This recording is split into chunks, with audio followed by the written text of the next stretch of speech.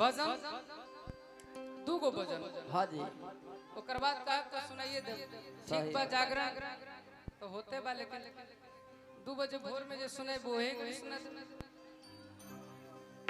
वाह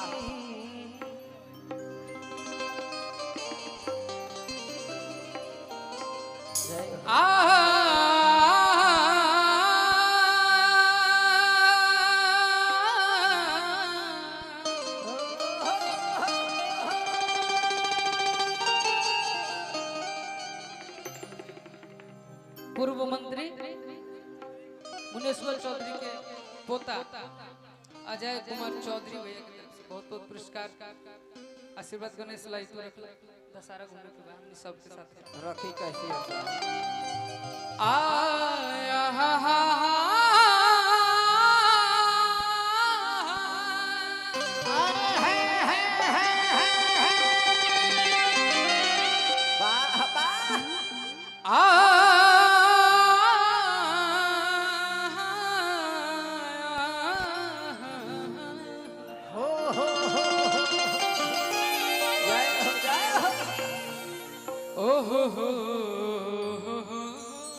जय हो बिल्कुल सब।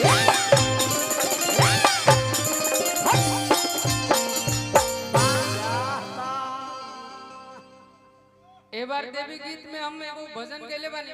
हाँ जी। आगा के स्टूडियो से निकल के हम पहले गोलू भैया के भजन के सुना था। सही बात। कैसन बा? बहुत बढ़िया। मुकेश भैया कि अम्बे जगदम्बे कि महतारी के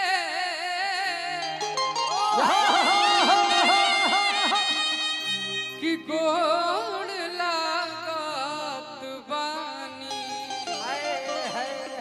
मुड़ी पटक दे मनोज भैया अरे किसी तला भवानी सा तो जानी के गोड़ लागत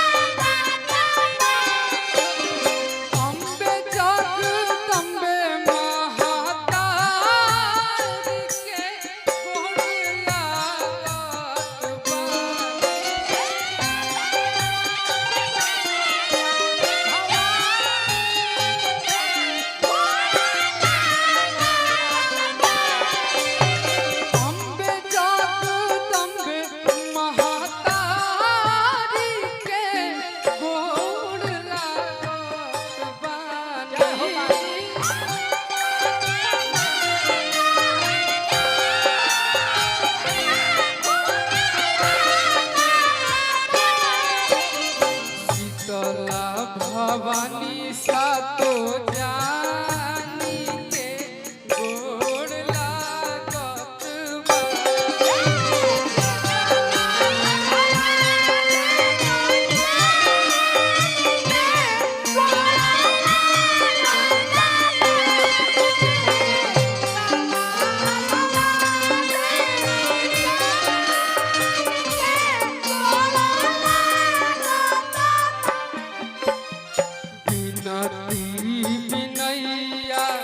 करीले मैया तो से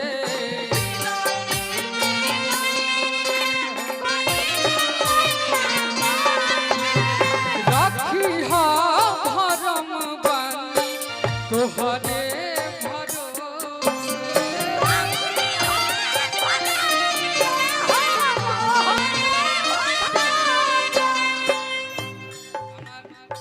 कॉपी रिकॉर्ड के मालिक के तरफ से बहुत बहुत पुरस्कार पुलिस भैया के द्वारा कॉपी रिकॉर्ड से हमरा लाख में लेबे के विनती विनैया मैया करीले तो से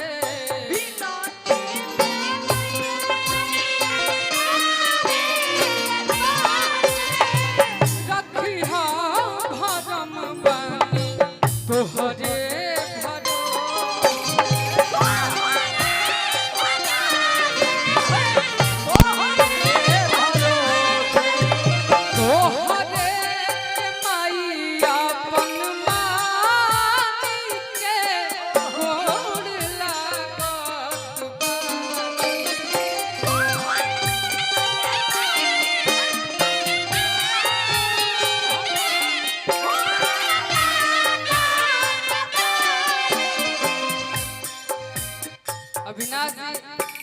ससुराल उनकर हकारपुर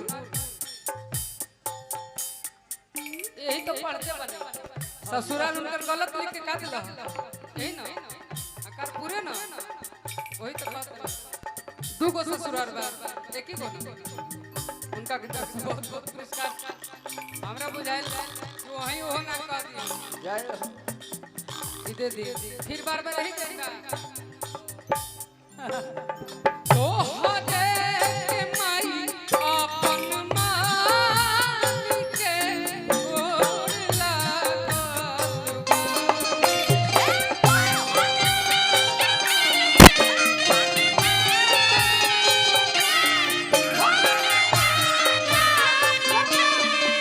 शीतला भवानी सातो जानी के गोर लागत